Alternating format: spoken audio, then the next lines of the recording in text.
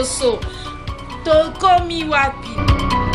Est-ce que moi si na économie na ye akoki pe kopesa mobali mbongo pour ya kodoter?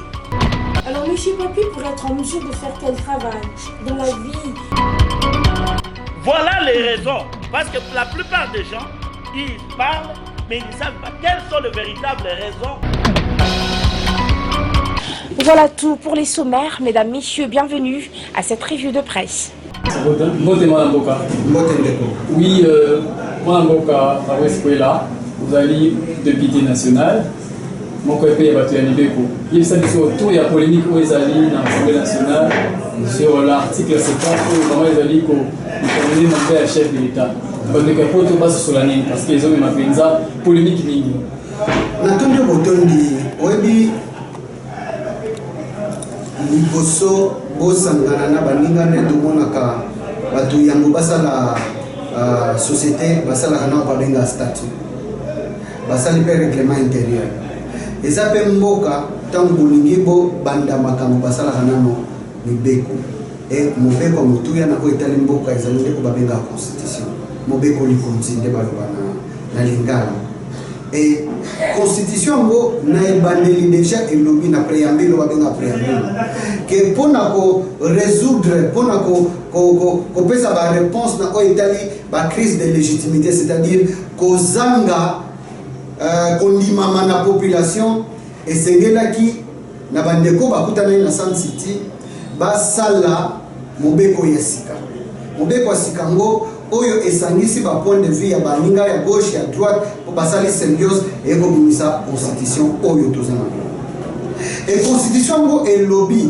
que plus jamais institution ya parti état ou parti unique na mboka plus jamais mutu azoka susu bokonzi na coup d'état yango parmi ba principe makasi ya mobeko na biso ezali na le principe ya ba vote tous les 5 ans ezali bien écrit et parmi ba principe mususu que na 5 ans ya élection na esengeli passation ya pouvoir esalemaka et na constitution ngo elobi boye yambo ozwa bokonzi ya président de la république esengeli olaba ndai et ndai yango eza na article 74 oyo elobi boye ngai na ponami président ya république démocratique ya Congo na labi ndai na miso nzambe pe batu c'est-à-dire solennellement liboso nzambe pe bayimboka ya kotosa pe ko défendre constitution na mibeko ya mboka tosuka kaka wana. Donc monsieur Kabila wako kamba mboka na mkola lelo alapaki à 2 reprises après ba vote dit que les cas qui na nungu mais le quoi prétend seulement on les lui concède que il est président de la République alapaki il a eu 2 fois pour respecter la constitution et constitution ngo et lobby na article 73 parce que ça malamu baimboka bamona bayibango malamu article 73 et lobby les scrutins pour l'élection du président de la République est convoqué par la Commission électorale nationale indépendante 90 jours avant l'expiration du mandat du président en exercice et l'ingolo banini que 90 jours avant souka ya mandat ya orali mukonzi na mukolo lelo il faut babengisa baimboka ko ba voter et tant babengisi bango wana c'est-à-dire faut ba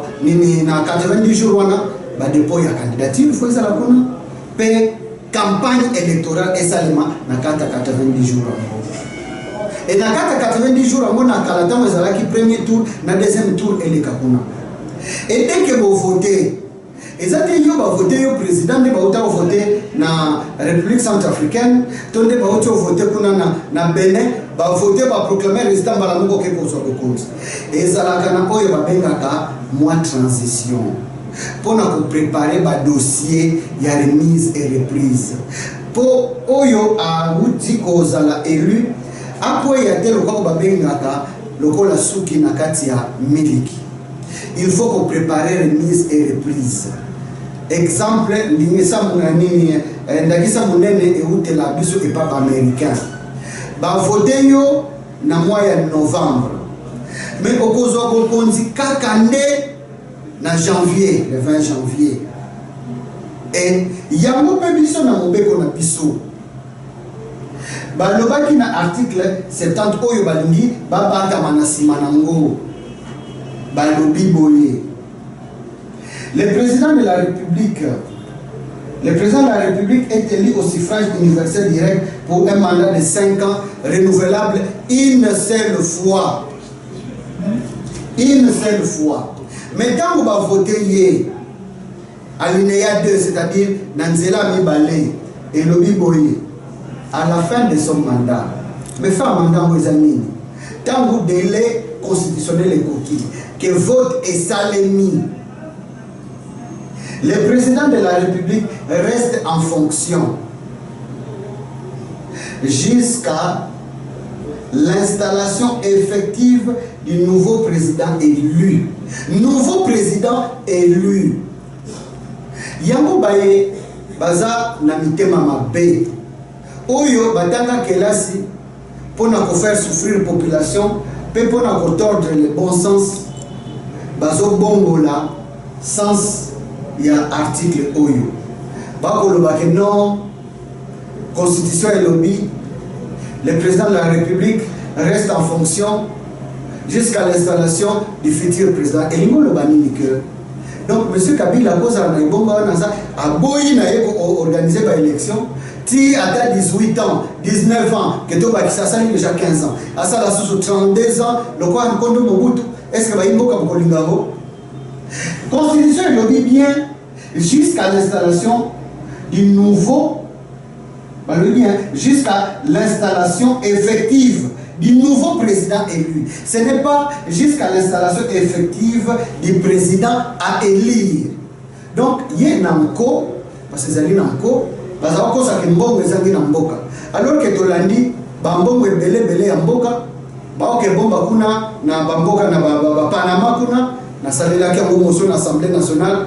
Président de l'Assemblée nationale a boyi tout ça la débat sur question mais au moins to lobeli yango donc bazalinde na lokuta yango biso to lobi to kondi malikambo na tamukete bakwe ko mona nini bakena cour constitutionnelle ko basenga interprétation ba moso ba lobi no bino pe opposition ko kende non ce qui biso pe to kei eza lokola biso to ke kota na likopana parce que les cour constitutionnelle wana nani apona bato bazakuna le quoi biso to boko kota na makambo parce que o ba benga ka interprétation bas balimbolaka oyo e ali flou oyo e loba mi malamu te na pesa bino le quoi exemple ce qui va lobby la constitution que le mariage c'est l'union entre deux personnes point wana beaucoup que non mais tant ba lobby deux personnes vimo loba nini le quoi na bamboka mususu eza bongo mais biso il y a biso constitution et le mariage c'est l'union entre un homme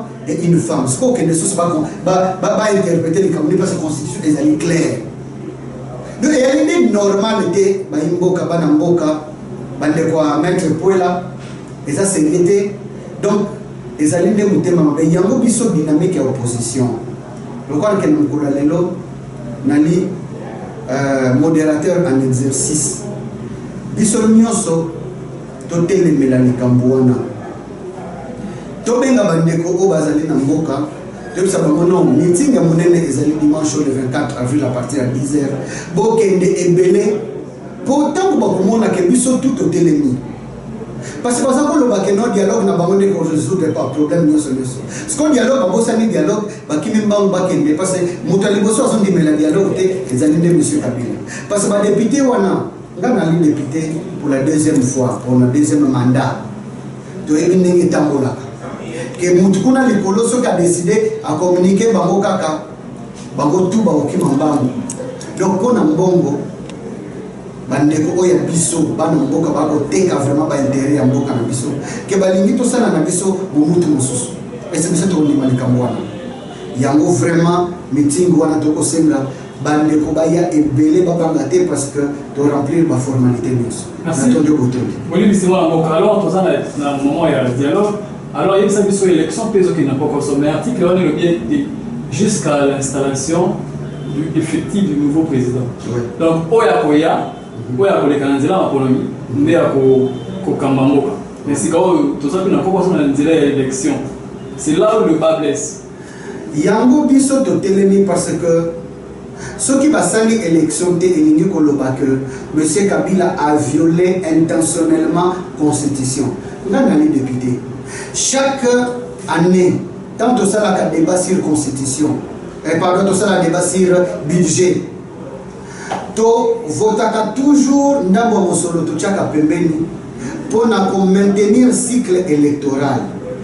Elingi Koloba que mutu moko te na mokolo lelo akobata manasima ozangi mbongo parce que toko mona mbongo to prévoir na budget mususu mais toko mona bazo tonga ba immeuble intelligent to ite immeuble ezangi mayele za soki palais du peuple kondo mobuta tonga soki ezangi mayele to pourtant biso nyoso tozoke de kuna lobi premier ministre ayeki kuna musala et nini ko répondre na invitation à député à motion pardon ya question orale avec débat immeuble on ezangi mayele te to stade des martyrs to CCIZ, to Sosakom, même on est à Maïle, Bango Basali à Bango est à Maïle. Et où t'as un bon, où t'as un budget. Basala Bukangalonzo, Mbongo est où t'as un budget. Basombi ma avion, Basali ma compagnie ainsi. Pourtant, tu dis que lac, oh, ils ont un patrimoine monnaie. Compagnie na biso esali, Moussala Makasi Bandeko, Bakoli na compagnie wana et vraiment. Bako ici en kaka balingi ba liquide yango na violation ya mibeko et toza na bosengi makasi que totele mabiso nyonso parce que mboka na biso eza ya biso monsieur Kabila alikolo mboka na biso te alinga sala nde coup d'état pour se maintenir de force na bokonzi il faut élection ça mais ce qui que tu dois constater que l'élection est limitée parce que l'article 64 de côté de la montumio à se maintenir dans la violation de la constitution. Le rôle de M. Kabila Rosala. Et ce qui est en définitive pour nous, c'est tant de côté le 19 décembre, le mandat de M. Kabila est expiré et s'il a sous mon condité. Et Yango, Bisson, quand la constitution est prévoir, article 75 est lobby. Et Sengeli, président, il y a Sénat, Nangongawana, né à cause de Kokonzi, pour Asala, intérim, les années article 75. En cas de vacances pour cause de décès, de démission ou pour toute autre cause, voilà, ils ont le cola, absence d'élection. Et toute autre cause d'empêchement définitif, expiration, il y a mandat. Les fonctions du président de la République, à l'exception de celles mentionnées dans l'article OELANDI, sont provisoirement exercées par le président du Sénat. Et vacances en haut, constatant en haut, dans la Cour constitutionnelle, va saisir un gouvernement. Le coup la République est complice. La population faut atteindre pour tout faire constater que non. Et le connu ici la kate, M. Kabila a yébela, que mandat naé, et Sili, nenge, bakima bakolo. Et président wana beaucoup makozala intérimaire, et zalate que a commis beaucoup, je reste, le roi te dit phrase wana. A kosa la nyonso kaka pour organiser ba élection ya président ya sika. Na ba condition pe ko ezali prévu na constitution. Et ba condition ezali nini? Tant aux vacances ezali en cas d'empêchement et Cour constitutionnelle est constaté, la convocation à la Commission électorale nationale indépendante 60 jours, c'est-à-dire 2 mois, et 90 jours tout au plus, c'est-à-dire 90 jours, il y a ouverture, il y a vacances, il y a élection, il faut essayer. Mais ce qui empêchement est mon ami. Délai wana bakokiko prolongé na 120 jours. 120 jours et le 4 mois. Donc na délai wana aussi 3 mois, au bâti 4 mois et puis 7 mois. Na présidence, il y a président intérimaire, président il y a Sénat. Na délai wana et c'est ne va organiser l'élection. Donc M. Kabila na mikolo eza koya biso nyonso faut lycée wenda kiambote wenda kiambote parce que mandat na ye esengeli esila voilà eyana nakopesa epa na nde Merci. natondi botondi ya solo mwana mboka ozali modérateur ya dynamique le 24 ozala bokutani monene entre dynamique et opposition na population oui. mais totali ete hôtel de ville alobi bodélocaliser asepeli te bosalela yango na bisika bosengaki mais bozotenika bosala yango omoni te ke bokoluka mbutu mokolo ya le 24 ndeko responsabilité ya gouverneur pe ya ba na responsabilité ya kosala sécurité eza koveille na bato mpe biloko na bango. Article 8 ya constitution eza pour reconnaître existence ya reconnaître existence ya opposition pe constitution ngo pe kaka eza pour reconnaître exercice ya pouvoir ya opposition ya ba manifestation publique et constitution elobi que na o etali ba manifestation publique ekosalema mais il faut qu'on passe ça information na oyo kokamba mboka na oyo tali dynamique ya opposition to pesa ki information na mokonzi ya mboka donc on a une besoin ya autorisation te mais to pesa ki de information et mokonzi azali obligé ya ko assurer sécurité ya manifestation wana yango ne biso to sala ki ndeko ata bino moko. Bon, imaginez un seul instant. Meeting de Salaki Nanjili, ou de Salaki plus de 110 000 personnes, l'esplanade de Tondaki. Bon, imaginez ce qui est au stade des martyrs. Dans le Moutoumoutouana Eye, tout le monde compte Bibembe combien. C'est comme Bamba Zobisson, non tokende na Tata Raphaël, bientôt kende na Vélodrome. Et ça n'a pas entraîné balai. Gouverneur a dit non. Kuna nde tokoki ko sécuriser bino malamu biso to yebise te na esplanade de sika biso to poni ba campagne d'évangélisation esale makawana ba concert esale makape wana biso pe meeting na biso to kosalela wana pona nini bozo banga oh non biso to koka ko sécuriser bino te mais lobby liboso a parler du peuple manifestation munene il y a ba parti, il y a majorité et on dit que ça les makuna pour soutenir premier ministre. Est-ce que tout le monde des autres biniwana des autres makité tout le monde qui va policier baza wana bazo encadrer ba.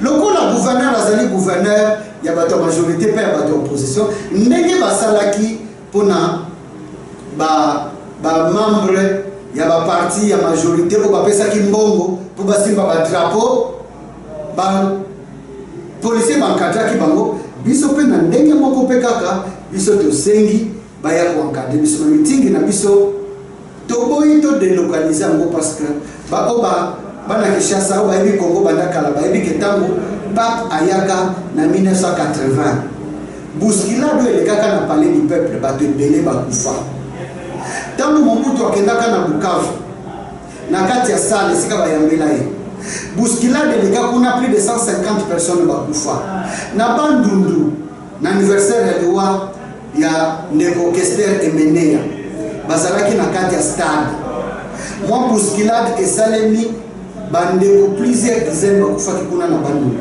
sikoyo bazochela biso mutambo tokota moke kuna e batie ba policier babanda kobenga na bato balo bakenotala bazanda bien soki babendi masasi libanda te baboki ba gaz lacrymogène bandeko bakufa toboyi kamona parce que ezali piège toboyi biso tolingi bana mboka bazala na sécurité et yango to répondaki gouverneur ke ba disposition ezwama biso tokosala manifestation na biso liboso ya boulevard triomphal entre boulevard triomphal na avenue d'enseignement esika ba parti politique ezalaka to sengi na bandeko bali na mikili batinda bandeko na bango baya na meeting babanga te parce que sécurité ezali mutu moko te akosazale susu po aya kopanza meeting na biso wana. Merci. ya solo mwana mboka message eleki tolobaka ete eza mosala na biso ata na chambre tokotuna kaka ata na balabala tokotuna ata na toilette tokotuna mpo bana mboka bazala informe message eleki matondo mingi natondi bino botondi mpe mosala